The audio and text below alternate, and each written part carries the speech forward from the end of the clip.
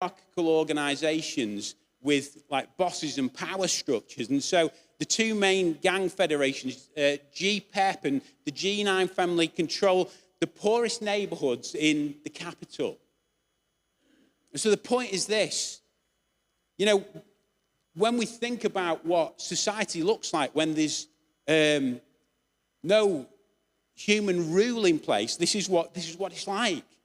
The point is this, you know, Haiti is a country that looks like it's completely out of control because powerful groups are operating without restraint. And so in our passage today, Peter is writing to churches in Turkey who, you know, were subject to Roman legislation and Roman governance. And many of these people, some of whom were household slaves, were being brought up under Roman rule.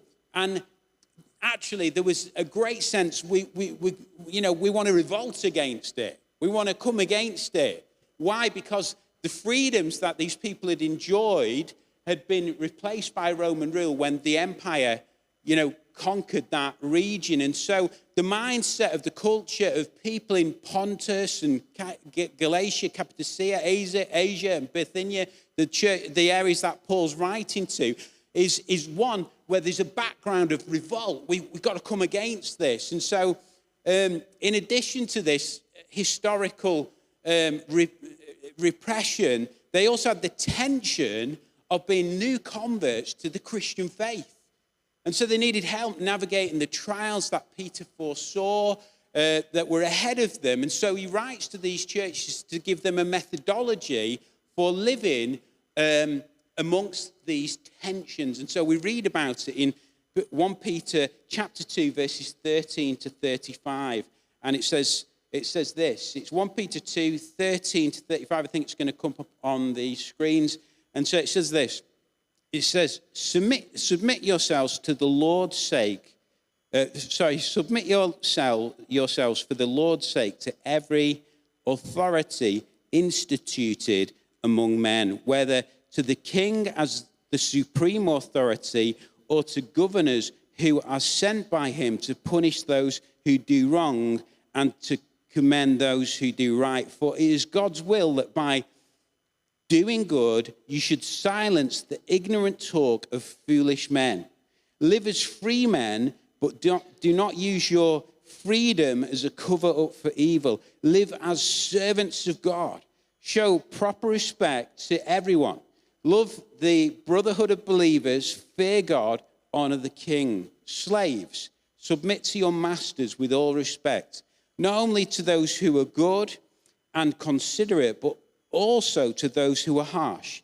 For it is commendable if a man bears up under the pain of unjust suffering because he is conscious of God. But how is it to your credit if you receive a beating for doing wrong and endure it? But if you suffer for doing good and endure it, this is commendable before God.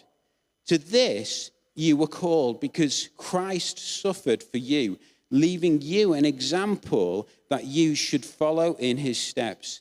He committed no sin and no deceit was found in his mouth. When they hurled their insults at him, he did not retaliate. When he suffered, he made no threats. Instead, he entrusted himself to him who judges justly. He himself bore our sins in his body on the tree so that we might die to sins and live for righteousness. By his wounds you have been healed, for you were like sheep going astray, but now you have returned to the shepherd, the overseer of your souls. Great passage that, so much in it, incredible passage. And so I think the first thing Peter does in this passage today is to remind us as the people of God and to remind the church that he's writing to that, you know, God actually oversees all human authority. God oversees all human authority. You know, in their day, this meant that God, for the Christian, ultimately had authority over the Roman authorities that they had to submit to. In our day, when we think about it in our context, it means that God has ultimate authority over parliamentary affairs, over local government. And so the Bible teaches that there's a hidden, unseen oversight that the people of God need to recognize so that we don't get discouraged. We need to recognize that God's got it so we don't get discouraged. And so people around us may be calling for revolution. You know, you listen to the conversations all around. It's like, you know, the government got it all wrong. You know, we've got to revolt. You know, we've got to bring change. There's so many movements. And, of course, that's natural in a democracy. But there's so much talk of overthrow, revolt. You know, and so Christians are called, actually, to take a different route. Peter tells the churches in verse 13, submit yourselves to the Lord, for the Lord's sake, to every human authority, whether to the emperor as the supreme authority or to governors. And so what Peter's saying in this passage is recognize God is ultimately in control. Work with the authority structures you have around you because he's allowed them to be put in place. And so last year, I parked at Stretford Mall because Levi was at his fitness group, and I was around the corner. And so I thought, I'll just pop into get the store to get some groceries. And so, you know, I came back to my car, and to my absolute surprise, I've got to say, what on earth is going on? To my surprise, I had a yellow envelope stuck on the windscreen. And so I pulled it off and opened it, and like 60 quid fine. And so, you know, I walked over to the sign, and I thought, I've got to read all these parking regs, because it looks to me like this is a free car park. So I read all the regs, read all the things on the board, and as I said, it was a free car park. And so I'm thinking, I'm really confused here. What's going on? And so I asked a passerby, I said, is this a free car park? They went, yes, a free car park. And so I thought, well, maybe it's a scam ticket. What's going on? So I Googled it, scam parking tickets in Manchester. And so there are scam tickets, but like I thought, well, what's going on? And so at the end of all this process, I went back to the parking space, single car parking space, standard size car parking space, and there's a pole in front of the car with a little motorbike on it. And so what had happened was I was the only person in the whole of that car park of hundreds of spaces. He parked in one parking space that was designated for motorbikes that looked exactly like a parking space. And I thought, how ridiculous. I'm going to get charged and everyone else is going free. How ridiculous. And so I was fuming. And so it was the exact same parking space size for a car, but for motorbikes. And so let me tell you, everything in me was screaming, I'm not paying it. I'm not paying it. So I've got these visions of me stood before the judge saying, it is ridiculous. It was a parking space. You know, I'm not paying it. And then the visions of me getting taken down into the dock. And so in the end, I paid it. I paid it reluctantly. Why did I pay it? Well, we're told to submit to every human authority. And so whether it's planning consent, if you're doing stuff on your house, if it's paying your taxes, if it's sending your kids to school, paying your utility bills, paying income tax, car tax, insurance, voting, going and voting, council tax, food hygiene regulations, health and safety, complying with environmental health. These are all human authorities. Human authorities. And so submitting to human authority is costly. Who wants to pay council tax when we've got holes all over the roads? And like when you've got to wait weeks and months for an NHS appointment, who wants to pay council tax? But, you know, so submitting to human authority is costly. It's time-consuming. It's sometimes incredibly frustrating. But what's the alternative? Haiti is the alternative. Haiti, mob rule. I'll do what I want. And so Peter calls the church in Turkey not to get involved in revolutions. He says, don't listen to people who, out of ignorance and foolishness, look like they're cheating the system and getting away with it. Don't think you can go that way and do things that way, because that is not how we, as the Christians, are called to live. You know, everyone wants to rise up against the system these days, don't they, as I've already said. Everyone wants to cheat the system. You know, benefit fraud in the UK costs the UK government, and bear in mind, I'm not doing an advert for the UK government here. I'm making a point, but, you know, benefit fraud costs the UK government £3.3 billion a year. And so Peter says, instead of raging against the machine, Christians are to bring revolution from within. We're to be a witness, a presence. We're to be hardworking people. We're to be change agents. That this is God's will for us. It says in verse 15, for it is God's will that by doing good you should silence the ignorant talk of foolish people. And so there was consistency across the whole of the church network in the first century. Peter and Paul had the same approach. Paul says in Romans 13, verses 1 and 2, let everyone, so you got Peter, he's ministering to Asia, modern day Turkey. Paul had tried to get in there. He'd been right across the top of Turkey. He'd gone from Antioch right across the top of Turkey to Troas, and it's like, what's happening? No breakthrough, nothing. A couple of people got saved, no real breakthrough. And so he gets his call at Troas to go to Macedonia, doesn't he? He goes over to Macedonia, and there's kind of amazing things start happening on that side, over the Grecian side of the world. And so he penetrates Greece and Corinth and all those areas. And then he comes back to Ephesus, and he's like, come back and minister in Turkey, you know, the Turkey, Asia Minor. And he's like, I'm not going back there. I'm going to send Priscilla and Aquila. They can go there.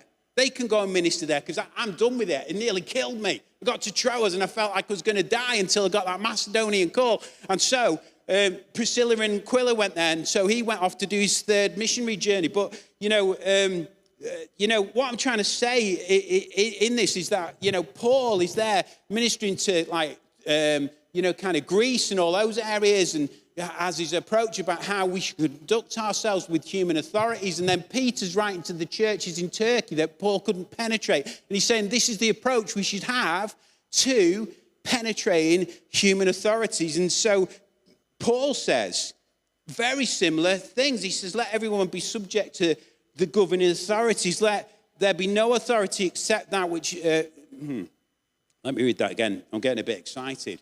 Let everyone be subject to the governing authorities, for there is no authority except that which God has established. The authorities that exist have been established by God. Consequently, whoever rebels against the authority is rebelling against what God has instituted, and those who do so will bring judgment on themselves. And so this is the crazy thing about the God we serve. He'll allow empires that are corrupt to govern and to have authority, because God will use anything for his purposes. And so sometimes we don't see that. We're thinking, why on earth doesn't God, break through in kind of certain areas of the world? Why isn't there any breakthrough? Why doesn't God deal with this? But God is dealing with it. God's over it. God's gracious. And so when the bite came, the Christians, the Christians, promoting, the Christians who were promoting the gospel, when the bite came and Christianity became, an illegal religion, religio illicita in the Latin, they still stood their ground. Apart from refusing to remain silent about Jesus, and apart from shutting down the church when they were told to shut down the church, actually the Christians obeyed every law instituted by human authority that didn't conflict with the gospel, the good news of Jesus, and the establishment of Christian community, churches. And so, friends, this is the way the people of God are to operate. Yeah? This is how we're to operate. The second thing we see in our passage today is that our passage teaches us that as Jesus followers, and as his church, actually, we can really flourish under submission. We can flourish under submission. Peter says in verse 16, live as free people. Free people are flourishing people, aren't they? Live as free people, but don't use your freedom as a cover-up for evil. Live as God's slaves. And so what is that all about? What a strange passage. You know, at first glance, this verse seems like an absolute contradiction. Live as free and then live as slaves. It's a complete contradiction, isn't it? And so Peter talks about living in freedom, and then he says, we do this by living as God's slaves. And so what's going on? Friends, you know, people on planet Earth live with this tension at play in their lives all the time. You know, in the West, as I said in my introduction, we live under this great lie that we have freedom to make our own destiny, but we don't, actually. None of us have freedom to make our own destiny. The truth is, we're either slaves to sin or slaves to righteousness. And so we cringe at this idea because slavery, like, you know, for a Westerner, it's like repugnant, isn't it? It's like the most awful thing. Although it is the West that have perpetrated a lot of slavery in history, but like nowadays, in this modern generation, the idea of slavery is really repugnant, isn't it? And so a slave is someone who has absolutely no authority over himself or herself. And so Romans 6 spreads some light on this. It says in Romans 6, verse 16, you know, slavery to our sin leads to death. But it goes on to say that instead, you're to live as a slave to obedience, and in doing that, you'll find righteousness. And so it reads, but now that you have been set free from sin and have become slaves of God, the fruit that you get leads to sanctification and its end, eternal life. That's quite a complicated verse, that. But basically what it's saying is, like, actually, we find freedom as slaves of God, as like in submission to the living God, serving the living God. We find freedom in that.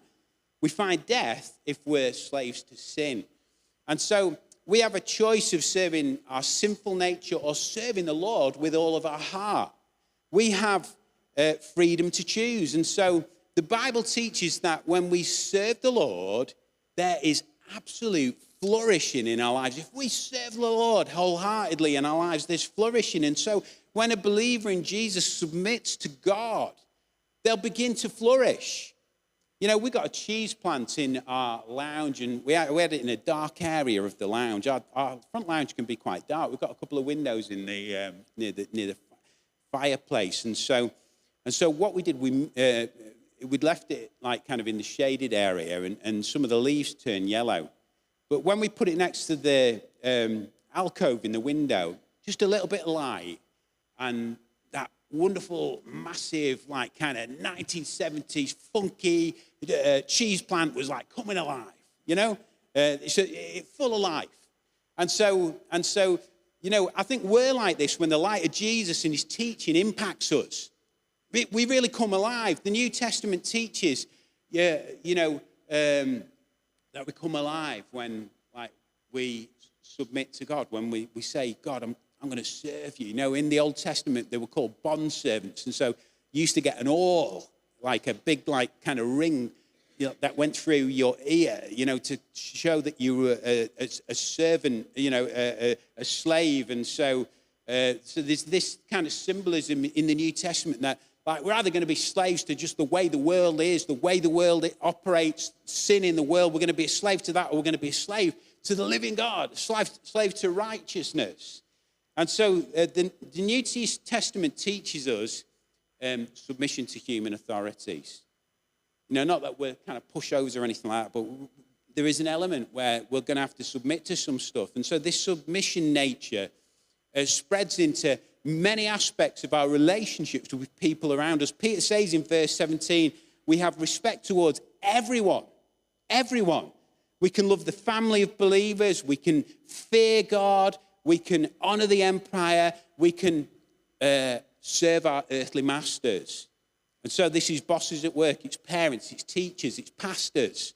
You know, sometimes you have to go the way the teacher wants to go. Sometimes you need to go the way the pastor wants us to go. There is a submission element, whether we like it or not, in the Christian faith. And so in all these relationships, there'll be times when things aren't great between people. There'll be times when things are harsh, when we feel like people are being harsh towards us. There'll be times when things, and so there'll be times when things are great and we get a promotion, we get a pay rise, we get an award, we get honored for something.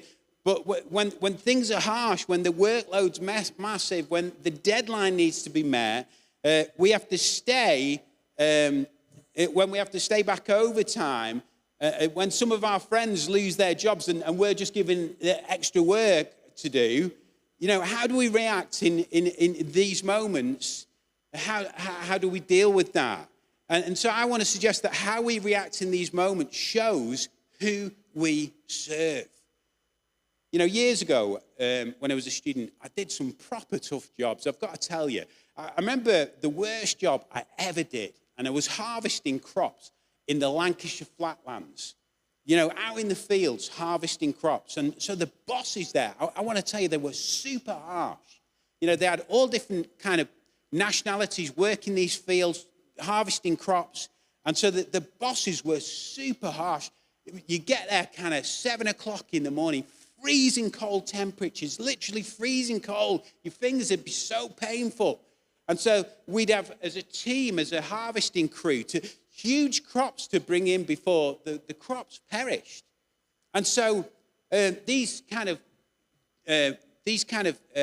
crew leaders or managers, crew managers, were under incredible pressure to get the harvesting from their bosses. And so they were proper harsh. It's like, you're not working fast enough. You're not doing it quick enough. And so it was back-breaking, non-stop. We had a dead, really short lunch break. It was like half an hour or something in the back of a tractor, a trailer on the back of a tractor. And so people would be barking at us all day. It was really hard work, physical work. And so in these moments, it's just easy to walk, isn't it? It's just like, forget this. I'll go and do something else. I'll walk. You know, when the pressure is on, and in all of our situations, it's easy to just walk, isn't it? And so these slaves who Peter refers to were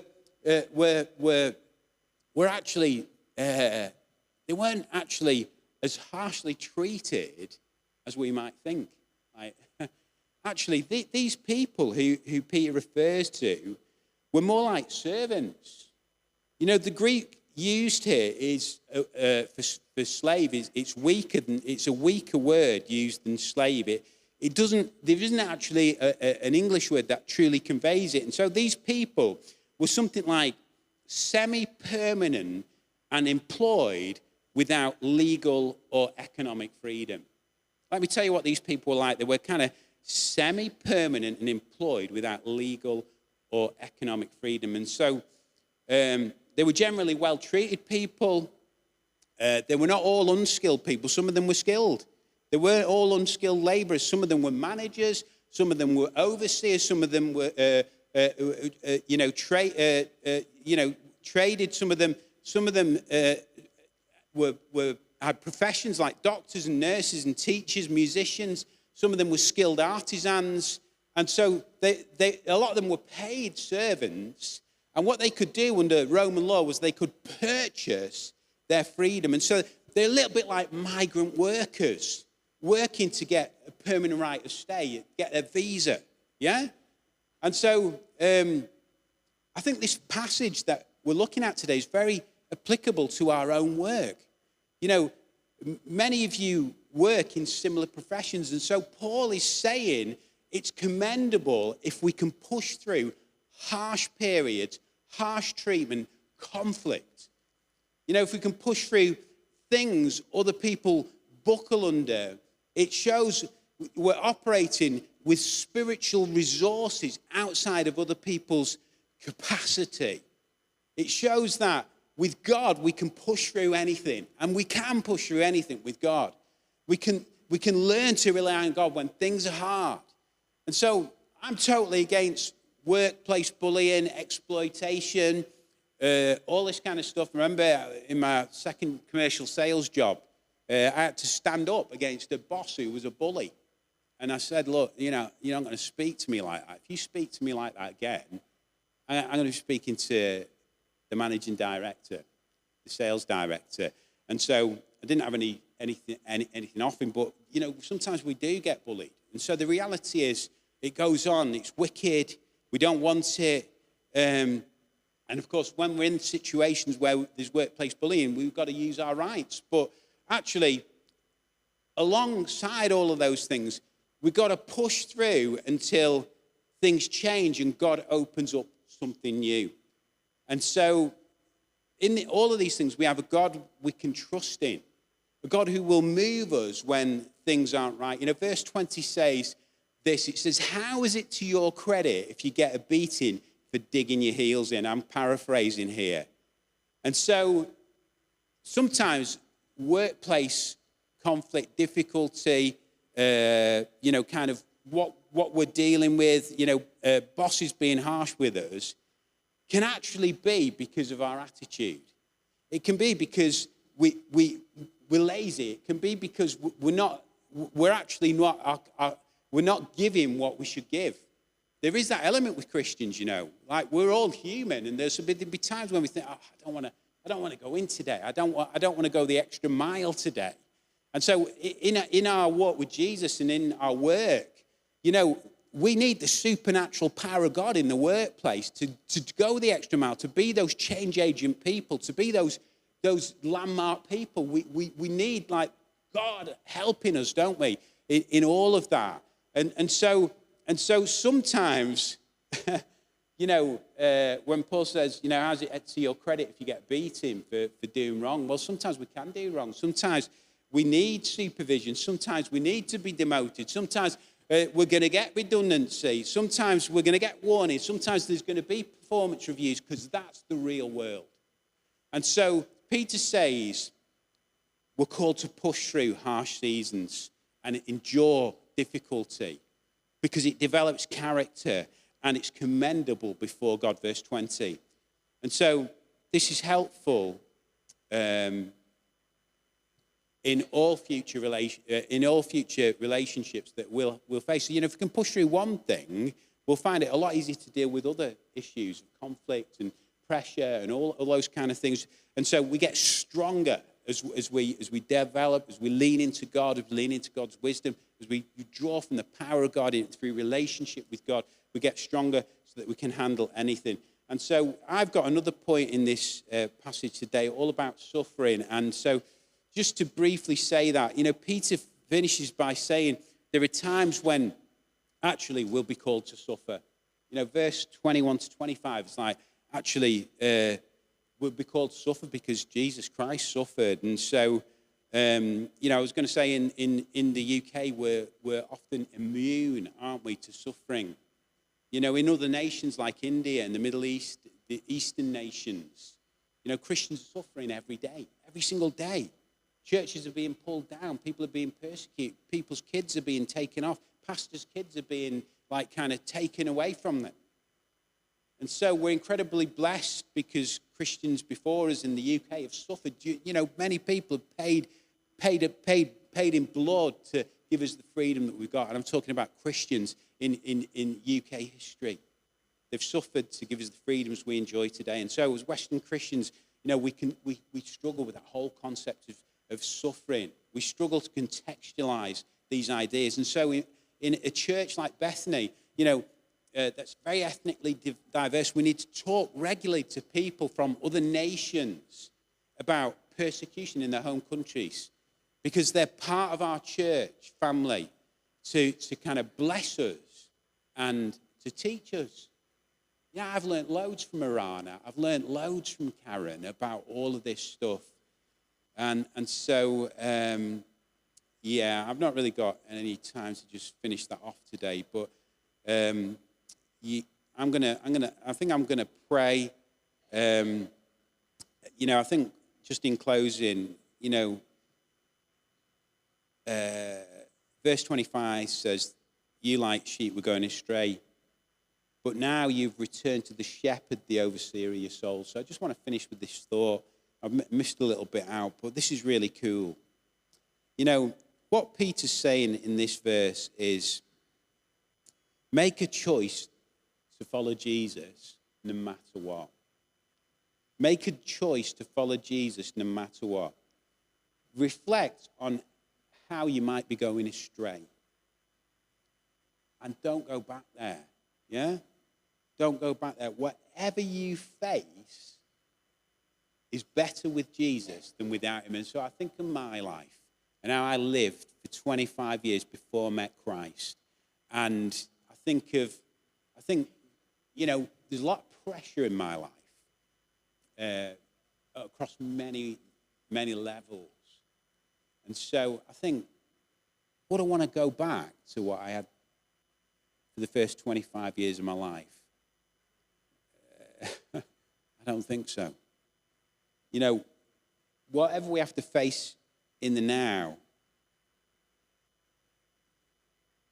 is better with Jesus than without him. And I recognize at this time that, people in our own church family are suffering, facing real suffering at the moment. We know some of those things. I don't need to go over them. But, whatever we have to face in now is better with Jesus than without him. So in conclusion, this passage is all about freedom with restraints. God oversees all human authority. You can flourish under submission, yeah? And when you've got to submit to some stuff that you don't like, actually we can flourish under that.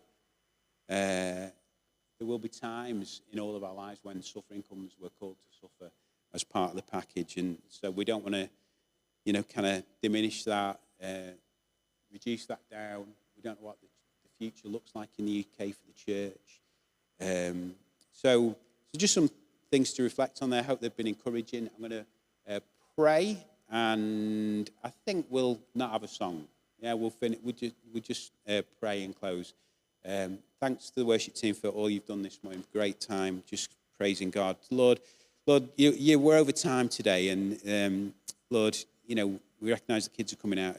Kids' church, we want to be there to meet them and greet them, but Lord, you've spoken some really cool things over our lives today. God, we thank you for your word. So real, so dynamic. Lord, just helps us to level up. Not be our own kings, not think that we're untouchable, that actually we're accountable to living God. And so we want to be servants of you. Lord, we thank you that you're not a taskmaster like the Egyptians were taskmasters over the people of God in captivity. We thank you that, Lord, you're not a God who cracks the whip, but Lord, you're a God who, Lord, helps us to serve you and to love you and to be in submission to you. And in that, there's always blessing. Lord, it's never harsh from you, God. Lord, we love you, God, and we just want to pray that we'd serve you better in our lives. In Jesus' name, amen. Don't rush off. Tea and coffee will be served shortly, and say hello to someone, encourage someone. Bless you.